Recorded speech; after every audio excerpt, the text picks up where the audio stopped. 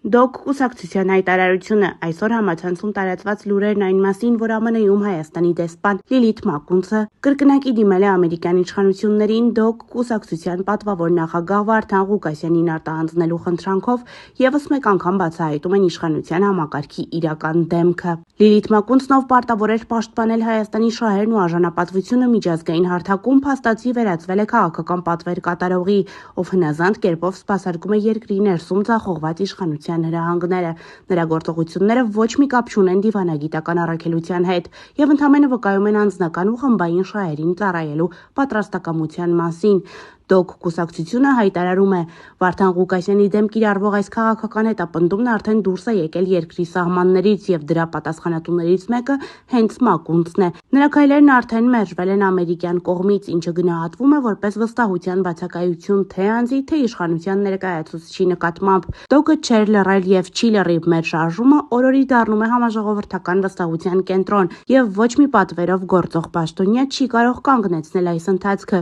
Վարդան Ղուկասյանը շարունակում է մնալ պայքարի խորհրդանիշ եւ նրա ձայնը հնչում է ավելի բարձր, քան երբևէ։ Դեմոկրատիա, օրենք, կարգապահություն, Դոկ կուսակցության մամուլի ծառայություն։